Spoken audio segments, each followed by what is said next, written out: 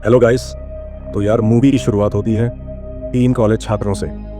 इन 3 दोस्तों को पता चलता है कि यूरोप में एक छोटा सा कस्बा है जो पुरुषों के लिए स्वर्ग की तरह है। वहाँ की लड़कियाँ बहुत खुली सोच वाली हैं। रोमांच और रोमांस की उम्मीद में ये तीनों एक गेस्ट हाउस में पहुँचते हैं। जैसे ही वे अपने कमरे का दरवाज़ा खोलते हैं वे चौंक जाते हैं। उनके साथ 2 बहुत सुंदर और आकर्षक लड़कियाँ रूममेट हैं। ये लड़कियां उन्हें स्पा में साथ चलने का न्योता देती हैं। तीनों सोचते हैं स्पा, बस अब तो मज़ा ही मज़ा। उन्हें लगता है कि यह देश वाकई बहुत खुला हुआ है। वे अपनी बातचीत की कला से जल्दी ही लड़कियों का दिल जीत लेते हैं। रात में वे अपनी यात्रा का मकसद पूरा कर लेते हैं, यानी लड़कियों के साथ समय बिताते हैं। लेकिन अगली सुबह उनका दोस्त जैक गायब हो जाता है। पहले तो वे सोचते हैं कि जैक शायद कहीं घूमने गया होगा। वे गेस्ट हाउस के रिसेप्शन पर जाते हैं और पूछताछ करते हैं। रिसेप्शन पर बैठा लड़का कुछ बताता है, लेकिन दोनों दोस्तों को उसकी बात पर यकीन नहीं होता। जैक तो तीनों में सबसे ज्यादा रंगीन मिजाज था। वह ऐसे अचानक गायब नहीं हो सकता। जब वे जैक को फोन करते हैं और मैसेज छोड़ देते हैं, तभी एक लड़की भागती हुई आती है। वह उन्हें एक तस्वीर दिखाती है। तस्वीर से पता चलता है कि उसकी सहेली और जैक एक साथ गायब हैं। यह सब बहुत अजीब लगता है। जैक की तलाश को आसान करने के लिए वे उस तस्वीर को अपने फोन में कॉपी कर लेते हैं। फिर वे बिना किसी सुराग के जैक को ढूंढने निकल पड़ते हैं। उन्हें पक्का यकीन है कि जैक उस लड़की के साथ भाग नहीं सकता, क्योंकि वह उसके टाइप की नहीं थी। तभी रास्ते में कुछ बच्चे आकर उनका रास्ता रोक लेते हैं। इस देश में बच्चे छोटे मोटे अपराध करते हैं और उनका मकसद सिर्फ पैसे लेना होता है। दोनों दोस्त थोड़े पैसे देकर आगे बढ़ते हैं। अचानक उन्हें एक आदमी दिखता है जो जैक की तरह पीला जैकेट पहने हुए है। वे उसका पीछा करते हैं, लेकिन वह एक म्यूजियम के पास गायब हो जाता है। जब वे उस आदमी तक पहुंचते हैं तो पता चलता है कि वह जैक नहीं है। वह आदमी उनकी बातों को अनसुना करके चला जाता है। उसी वक्त उनके फोन पर जैक का एक मैसेज आता है। उसमें लिखा है कि वह घर लौट गया है। दोनों दोस्तों को यकीन हो जाता है कि जैक ने उन्हें धोखा देकर पहले ही घर वापस चला गया। लेकिन असल में जैक कहीं और छिपा हुआ है। मैसेज भेजने वाला एक रहस्यमयी शख्स है जो बहुत आराम से सीटी बजाते हुए जैक के साथ जो लड़की थी उसकी और बढ़ रहा था। और दूसरी तरफ दोनों दोस्तों को अब यकीन हो जाता है कि जैक उन्हें धोखा देकर घर वापस चला गया। लेकिन इससे पहले कि वे वापस लौटें, एक दोस्त अश्विन सोचता है कि वह अपनी रूममेट लड़की के साथ और कुछ समय बिताए। और दूसरा दोस्त अब पहले जैसा उत्साह महसूस नहीं करता। उसे शक होने लगता है कि जैक का गायब होना इन लड़कियों से किसी न किसी तरह जुड़ा है। इसीलिए नील फैसला करता है कि वह बार छोड़कर गेस्ट हाउस वापस जाएगा। जब नील गेस्ट हाउस पहुंचता है तो रिसेप्शनिस्ट लड़की के साथ उसके कमरे में ले जाता है। लेकिन जब नील सुबह उठता है तो वह अपने आप को एक अजीब कमरे में पाता है। कमरे में कई तरह के डरावने औजार बिखरे हुए हैं जो उसे बहुत डराते हैं। तभी एक रहस्यमयी आदमी कमरे में घुसता है। वह नील की ओर ध्यान नहीं देता और मेज से एक इलेक्ट्रिक ड्रिल उठाता है। नील पहले से ही डरा हुआ है और अब उसका डर और बढ़ जाता है। वह आदमी चुपचाप नील के पास आता है और ड्रिल से उसके शरीर में छेद करने लगता है। नील की दर्दनाक चीखें गलियारे में गूंजने लगती हैं। वह आदमी तब तक नहीं रुकता जब तक नील के शरीर में कई छोटे बड़े छेद नहीं हो जाते। नील को अब याद आता है कि जब वे तीनों वहां आए थे तो यह आदमी उनके बगल की सीट पर बैठा था। उसने बताया था कि वह अपनी बेटी से मिलने आया है। लेकिन अब साफ हो जाता है कि यह आदमी शुरू से ही उनकी निगरानी कर रहा था। वह एक खतरनाक सिरफिरा है। नील पूरी तरह हताश हो चुका है, लेकिन तभी कुछ ऐसा होता है जिसकी उसे उम्मीद नहीं थी। वह सिरफिरा आदमी अचानक दरवाजा खोल देता है। नील को लगता है कि शायद वह बच गया। वह यह देखने के लिए इंतजार करता है कि वह आदमी दूसरे दरवाजे से बाहर चला जाए। जब उसे लगता है कि वह आदमी जा चुका है नील थोड़ा राहत महसूस करता है, लेकिन उसकी यह राहत ज्यादा देर नहीं टिकती। उस सिरफिरे ने नील को इतनी जोर से मारा है जिससे वह ठीक से चल नहीं सकता। नील पूरी ताकत लगाकर दरवाजे की ओर रेंगता है, लेकिन वह सिरफिरा इतनी आसानी से नील को जाने नहीं देगा। आखिरकार नील को धोखे से वहां लाया गया था। यह सब पैसे की बात नहीं थी, क्योंकि अगर पैसा ही मसला होता तो वह सिरफिरा इतना क्रूर नहीं होता। सच तो यह है कि इन लोगों को जिस्म के लालच पर बुलाया गया था और इन्हें अपने जाल में फंसा लिया। उधर दूसरा दोस्त अश्विन बार के गोदाम में सुबह जागता है। क्योंकि वह रात को गेस्ट हाउस नहीं लौटा, वह खुशकिस्मती से बच जाता है। लेकिन जब वह सुबह गेस्ट हाउस पहुंचता है तो उसे बताया जाता है कि उसका कमरा पहले ही रद्द कर दिया गया है। इन सिरफिरों की योजना के अनुसार अश्विन को आज वहां नहीं होना चाहिए था। उसे पिछले दिन नील की तरह गायब हो जाना चाहिए था, लेकिन क्योंकि वह बच गया, रिसेप्शन वाला उसे मजबूरी में एक नया कमरा देता है। जब अश्विन कमरे का दरवाजा खोलता है तो वह पूरी तरह चौंक जाता है। उसे कुछ ऐसा सुनाई देता है जो काफी डरावना था। उसे तुरंत समझ आ जाता है कि कुछ गलत हो रहा है।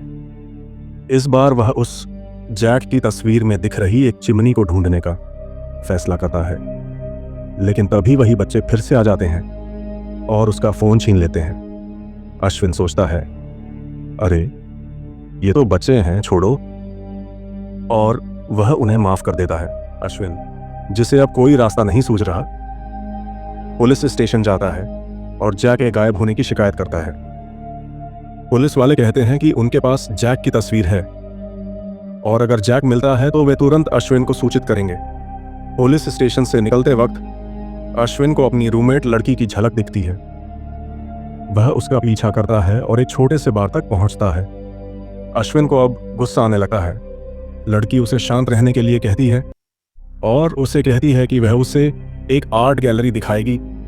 वह उसे एक पुरानी इमारत में ले जाती है जो बिल्कुल आर्ट गैलरी जैसी नहीं लगती।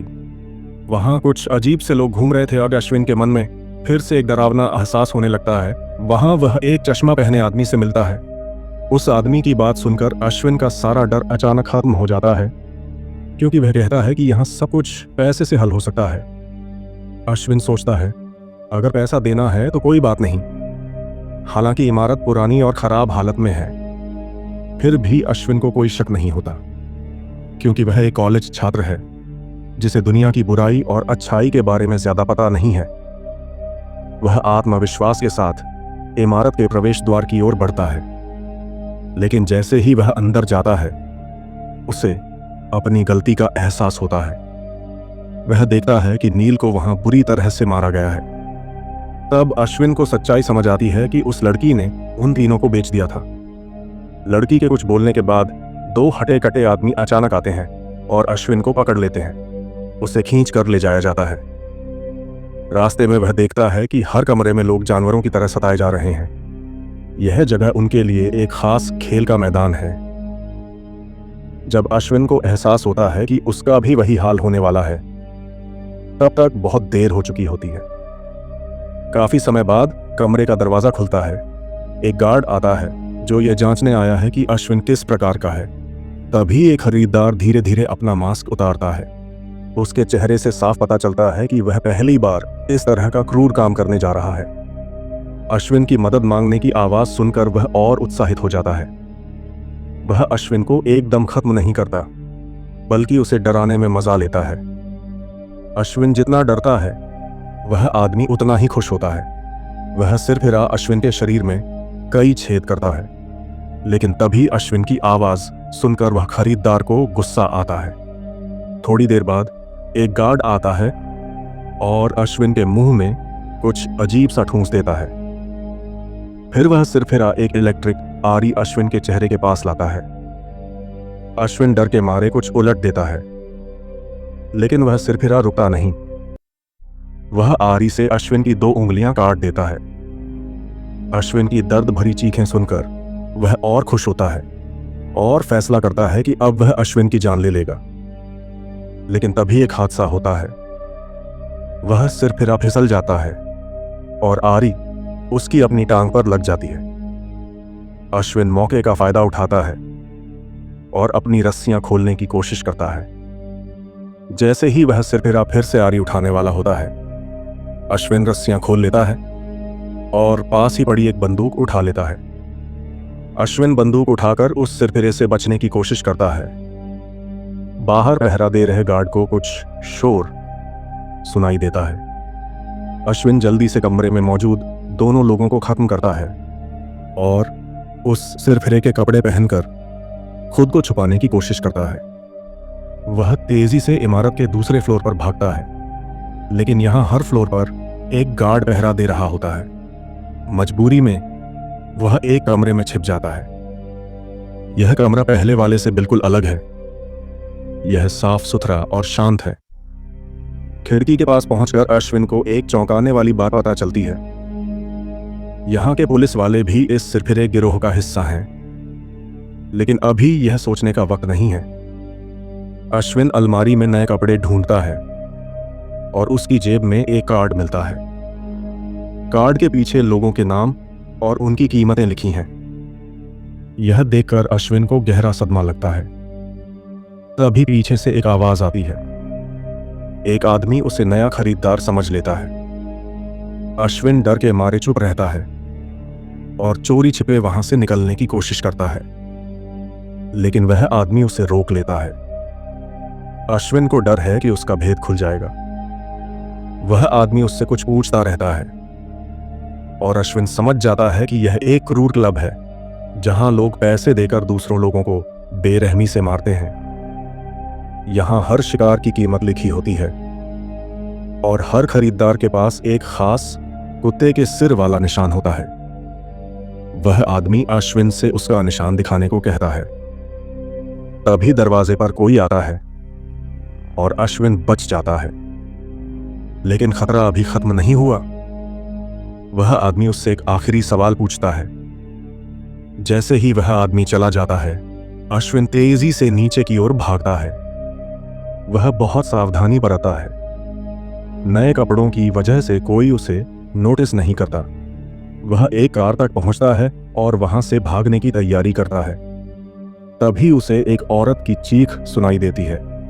यह उसकी रूममेट लड़की की आवाज है। अश्विन का दिल उसे वापस जाने को कहता है। वह उस आदमी को ढूंढता है और उसे 2 गोली मार देता है। लड़की की हालत बहुत खराब है। उसकी एक आंख बाहर निकल रही है। अश्विन के पास कोई और रास्ता नहीं है। वह कैंची उठाता है और लड़की की मदद करता है। यह बहुत दर्दनाक है, लेकिन लड़की की जान बच जाती है।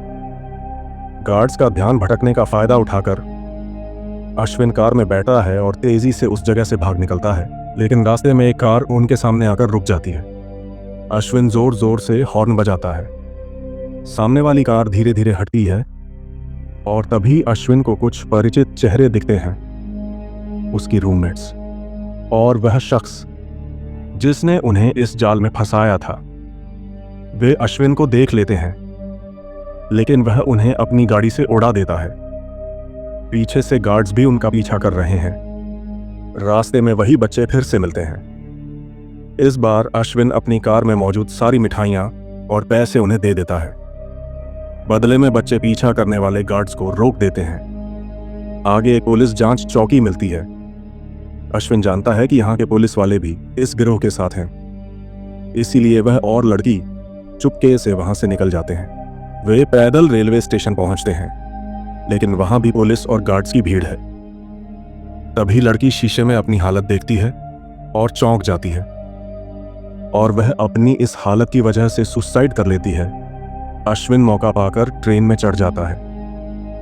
ट्रेन में उसे एक परिचित आवाज सुनाई देती है। वह ध्यान से सुनता है और उसे उस सिरफिरे की पहचान हो जाती है जिसने नील को सताया था।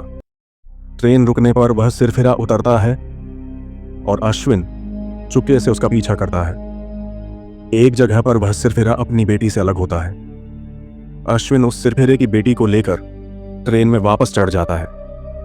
वह सिरफिरा अपनी बेटी को ढूंढता रहता है, लेकिन भाषा की समस्या की वजह से कोई उसकी मदद नहीं करता।